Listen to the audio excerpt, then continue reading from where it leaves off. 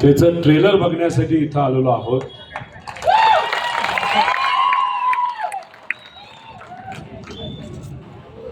आणि 4 जूनला आपल्या सर्वांचे लाडके छत्रपती महाराज हे 100% या भागाचे खासदार झाल्याशिवाय राहणार नाही असा आमचा सगळ्यांचा विश्वास आहे. आपले जे उमेदवार आहेत ते विचाराने संपन्न आहेत. त्यांच्या पाठीमागे एक खऱ्या सोन्यासारखा वारसा आहे. इथले मतदार हे सुद्धा स्वाभिमानी आहे आणि आपलं मन खऱ्या सोन्यासारखं साफ आहे का नाही आहे? खरं सोन्यासारखं मन आहे ना? का बेंटेक्स सारखे?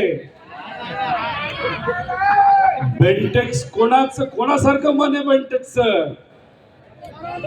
कोण? आपल्या विरोधातले उमेदवार काय म्हणले होते जेव्हा उद्धव ठाकरे साहेबांची पार्टी फुटली होती तेव्हा? गेले ते बेंटेक्स आणि आम्ही सर्वजण खरं सोनं. पण 2 दिवसांनी काय झालं? बेंटेक्सचा अर्थ साध्या भाषेमध्ये बोलायचं झालं तर काय म्हणायचं?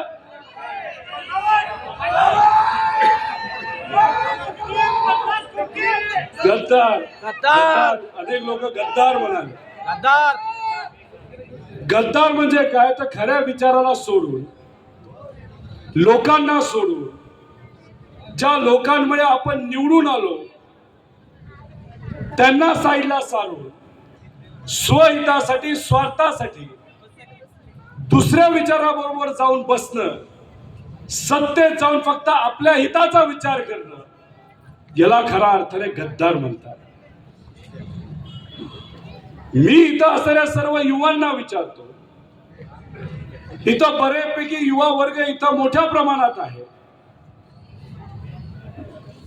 तुमच्यातल्या काही जणांचं कदाचित पहिलं मतदान यंदा होणार आहे. पहिलं मतदान हे सोन्यासारख्या, ते सुद्धा खऱ्या सोन्यासारख्या विचाराने संपन्न असणाऱ्या आपल्या छत्रपतींना तुम्ही देणार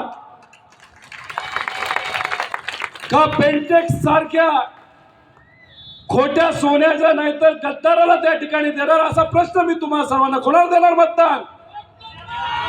एकदा हात वर करून तुम्ही सगळ्यांनी सांगा, कोणाला मतदान करणार?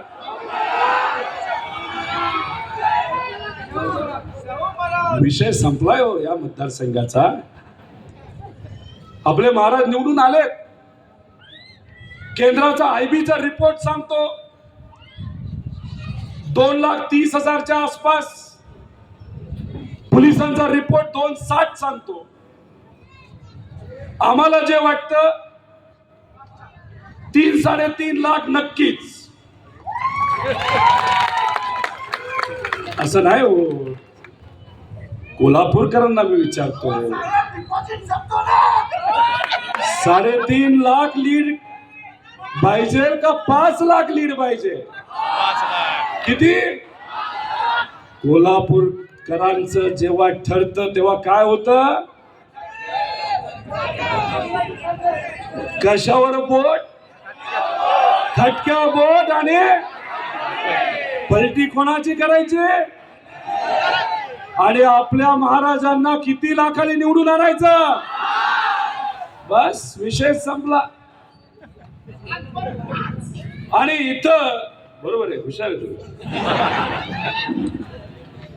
अहो, काल मोठे नेते मोदी साहेब या भागामध्ये आले होते. त्यांचं भाषण ऐकलं का नाही मला माहित नाही. तुम्ही ऐकलं का? चांगलं केलं, कारण का आम्ही सुद्धा ऐकत नाही. लोकांसाठी काहीच नसतं त्याच्यामध्ये, फक्त आश्वासन आणि हवा असते. 2014ला अशाच हवेवर ते निवडून आले. आणि निवडून आल्यानंतर लोकांना असं वाटलं काहीतरी वेगळं होईल. पण 2014 ते 19 जे जे शब्द मोदी साहेबांनी दिले होते, भाजपने दिले होते, महायुतीने दिले होते, ते कुठलेही खरे झाले नाही. रोजगार मिळाला नाही, शेतकऱ्याचं उत्पन्न दुप्पट झालं नाही, आणि रोजगार आणि शेतकऱ्याचं उत्पन्न जर डबल झालं नसेल तर इथं असणाऱ्या छोट्या मोठ्या दुकानदाराला कसा त्याचा फायदा होणार? 15 लाख वगैरे तर हे जुमला आहे, त्यांनीच सांगितलंय. कुणी सांगितलंय जुमला आहे 15 लाख? अमित साहेबांचं आणि या शहराचं काही नातं आहे का? खरं तर असं नातं असेल तर मला अशी अपेक्षा होती की भाजपकडनं या परिसराचा खूप मोठ्या प्रमाणात विकास व्हायला पाहिजे होता. झाला का? झाला का? नाही झाला.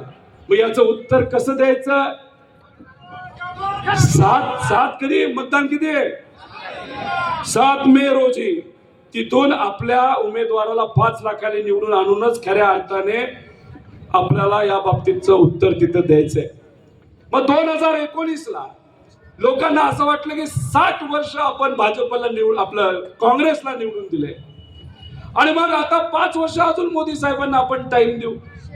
दिलं टाइम, 10 वर्ष झाले. काय मिळालं आपल्याला? काय मिळालं? अहो यांची हवा गुल झाली. हवा. पहिल्या फेजचं इलेक्शन झालं, यंदा दुसऱ्या फेजचं इलेक्शन झालं. जे हवेतलं मतदान होतं, जे व्हॉट्सअप वालं मतदान होतं, ते आता त्यांना मिळालेलं नाही. यंदाच्या लोकसभेच्या इलेक्शनच्या सुरुवातीला मोदी साहेब कशावर बोलत होते? तर विकासावर बोलत होते. पण लोकच म्हणे 10 वर्षात तुम्ही काहीच विकास नाही केला, यंदा काय करणार? आणि जेव्हा पहिलं फेज झालं आणि हे जे हवेतलं मतदान हे हवेतच उडून गेलं, तेव्हा मोदी साहेब आणि भाजपचे जे सगळे मार्गदर्शक आहेत त्यांना एक गोष्ट कळाली की विकासावर आता आपल्याला मतदान मिळणार नाही. बरोबर? कुठे तुम्ही? लय भारी. असंच आपल्या उमेदवाराला 5 लाख लीड देऊन आपल्याला दिल्लीपर्यंत पाठवायचं. बरोबर? दिल्लीतले लोक इथं येऊन आपल्याला झुकवण्याचा प्रयत्न करतात. मराठी माणसं दिल्ली समोर झुकतात का? नाही ना. हेच तर या लोकसभेच्या इलेक्शन मधून दाखवून द्यायचे. मग मी म्हणत होतो हे जे हवेतलं मतदान आहे, गेल्यानंतर त्यांनी काय सुरू केलं? हिंदू मुस्लिम करण्याचा विचार करायला लागले, वाद निर्माण करण्याचा प्रयत्न केला. राजस्थान मध्ये त्यांचं पहिलं भाषण झालं, त्याच्यात त्यांनी द्वेषच पेरला. काल कोल्हापूरमध्ये आपल्या या पुरोगामी विचाराच्या भूमीमध्ये राजश्री शाहू महाराजांनी अख्ख्या देशाला, अख्ख्या जगाला समता काय असते, एकता काय असते, बंधुभाव काय असतो हे दाखवून दिलं. तिथं 12 जाती आणि 18 पगड जाती तिथं एकत्रित येऊन कसे राहू शकतात, त्यांच्यासाठी शिक्षणासाठी आपल्याला काय करता येईल, काय धोरणं आणता येतील, हे सगळं आपल्या महाराजांनी तिथं आपल्याला दाखवून दिलं. त्याच भूमीमध्ये मोदी साहेब येतात आणि काय भाषण करतात? असं भाषण की ज्याच्यामध्ये कुठेतरी 2 समाजामध्ये वाद निर्माण झाला पाहिजे. मी तुम्हाला प्रश्न करतो, काही महिन्यांपूर्वी आपल्या या कोल्हापूरमध्ये भाजपने दंगल घडवण्याचा प्रयत्न केला होता का नव्हता? आता एखादी दंगल जर घडली तर त्या दंगलीमध्ये श्रीमंताच्या पोराचं डोकं फुटतं का? नेत्याचं घर जळतं का? कोणाचं डोकं फुटतं? कोण डोक्यात दगड घालतो दुसऱ्याचा? कोणाचं दुकान जळतं? कोणाचं घर जळतं? आणि हे दंगल घडून आणणारे जे नेते, हे जी लोक आहेत, एसी मध्ये बसून फक्त तमाशा बघतात. आणि हेच या भूमीमध्ये करण्याचा काही महिन्यांपूर्वी प्रयत्न भाजप आणि महायुतीच्या नेत्यांनी तिथं केला. पण ते विसरले, कोल्हापूरच्या लोकांच्या नादी लागायचं नाही. नाहीतर काय घेतात हातामध्ये आणि काय करतात ते, आणि तेच लोकशाहीच्या माध्यमातून यंदा आपल्याला करून दाखवायचे. काल मोदी साहेब इथं आल्यानंतर जर ते असे बोलले असते की या MIDC मध्ये गुजरातला जो प्रोजेक्ट आम्ही पळून नेला त्यातला एक प्रोजेक्ट आम्ही कोल्हापूरकरांसाठी आमच्या या युवांसाठी इथं नोकरी मिळावी त्यासाठी आम्ही आणून देतो तर आम्ही मानलं असतं. इथं असणाऱ्या शेतकऱ्यासाठी एखादी योजना आणली असती आम्ही मानलं असतं. आमच्या माता भगिनीच्या सुरक्षेसाठी तुम्ही एखादी काय गोष्ट केली असती आम्ही मानलं असतं. अहो 28 मिनिटं बोलले 28 आणि 20 मिनिटं फक्त द्वेष पेरत होते. ह्यातून काय मिळणार आहे आपल्याला? आणि ह्या भूमीमध्ये येऊन तुम्ही अशा पद्धतीचं भाषण करता. कदाचित तुम्हाला कोल्हापूर कळलेच नाही म्हणून अशा पद्धतीने तिथं तुम्ही भाषण करता. अहो तुम्ही जर बघितलं तर देवेंद्र फडणवीस साहेब वेगळीच प्रकारची भाषा करतायत. मला कळतच नाही राजकारण काय लेवलला चाललंय. कुणीतरी विकासावर बोलावं, कशावर तरी बोलावं. देवेंद्र फडणवीस साहेबांनी कशावर वक्तव्य केलं की मोदी साहेबांना तुम्हाला जर मतदान करायचं असेल तर विकासाच्या मुद्द्यावर न करता तुम्ही कशावर करा की कोरोनाच्या काळामध्ये तुम्हाला कोविडची लस मोदी साहेबांनी दिली म्हणून मतदान करा. कोविडची लस दिली म्हणून तुम्ही मतदान करा. फडणवीस साहेबांचा जन्म कधी झाला? 1970. काँग्रेसच्या काळामध्ये लस पोलिओची कधी निर्माण झाली? 1972. मग फडणवीस साहेबांना ती लस दिली असेल का नसेल? अहो फडणवीस साहेब तुम्हाला काँग्रेसने निर्माण केलेली पोलिओची लस ही दिलेली आहे. त्यामुळे याच्या पुढे ज्या भाषणामध्ये तुम्ही जाल नाही तर ज्या सभेमध्ये जाल तिथं फक्त तुम्ही काँग्रेसचाच प्रचार केला पाहिजे असं आमच्या सगळ्यांचं मत आहे. अहो राजकीय दृष्टिकोनातून आपली राजकीय परंपरा जर कुणी खराब केली असेल, जर खालच्या पातळीवर कुणी नेला असेल तर त्याला फक्त एक व्यक्ती जबाबदार आहे ते म्हणजे देवेंद्र फडणवीस साहेब. अहो यंत्रणेचा वापर केला जातो, दबाव तंत्र केलं जातं, नेत्यांना अडचणीत आणण्याचा प्रयत्न केला जातो. काही जे आमचे पत्रकार आहेत ते एखादी गोष्ट जर लिहित असेल तर त्यांना अडचणीत आणण्याचा प्रयत्न केला जातो. पण कोल्हापूरच्या आणि मराठी पत्रकारांना मी मानलं बाबा. काल मोदी साहेबांच्या सभेमध्ये गेले होते. मोदी साहेबांच्या सभेमध्ये इथं असणाऱ्या स्वाभिमानी मराठी पत्रकारांना जागाच ठेवली नाही. मग आपले पत्रकार चिडले. ते म्हणले खुर्च्या देत नाही आम्हाला. ठीक आहे, आम्हाला आमची भूमी आमची आई आवडते, आम्ही खाली बसतो. ते बसले खाली आणि मग आयोजक संयोजक तिथं पळत पळत गेले. अहो देतो खुर्च्या. नाही, आम्ही स्वाभिमानी मराठी पत्रकार आहोत, आम्ही खालीच बसणार, तिथून रिपोर्ट करणार. अहो हे भाजपला घाबरणारे जे कुणी दिल्लीचे जर पत्रकार असले असते वर स्टेजवर मोदी साहेब तर कशाला नादी लागायचं म्हणतात तसं ऐका. पण मराठी पत्रकार नाहीत ना तसे. अहो तसे जसे मराठी पत्रकार नाहीत ना तशी मराठी माणसं नाहीत. आणि मराठी माणसं जशी नाहीत तशी कोल्हापूरची सुद्धा माणसं नाहीत. ते कोणाला घाबरत नाहीत. मला माहित नाही, खरं तर मी महाराजांना विचारतो की आमच्या भागामध्ये जिथं जिथं मी प्रचार करतोय, खास करून बारामती लोकसभा मतदारसंघामध्ये आमच्या कार्यकर्त्यांना जेलमध्ये टाकण्याचा प्रयत्न केला जातो, नोकरीवरनं काढण्याचा प्रयत्न केला जातो, नाही तर नोकरीवरनं काढलं जातं. छोटे मोठे व्यवसाय असतात, छोटीशी चूक असते, सरकारकडनं नोटीस दिली झाली, त्यांचा धंदा बंद केला जातो.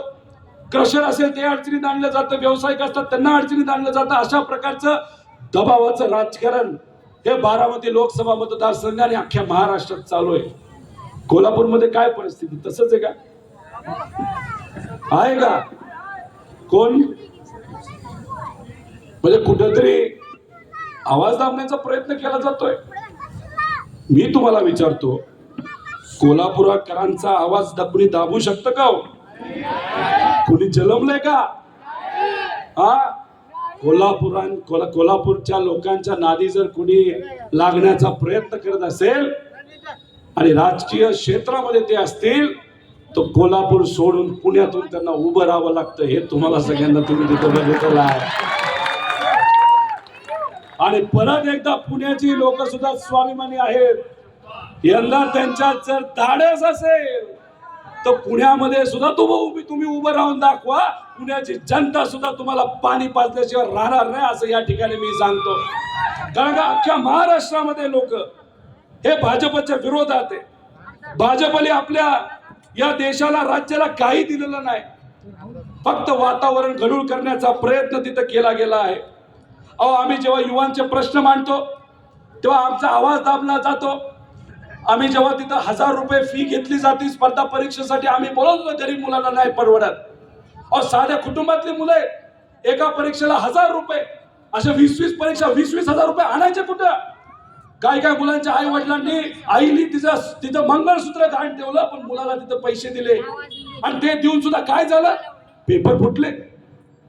तलाठी भरतीमध्ये 20 लाख द्या आणि तुम्ही तलाठी व्हा.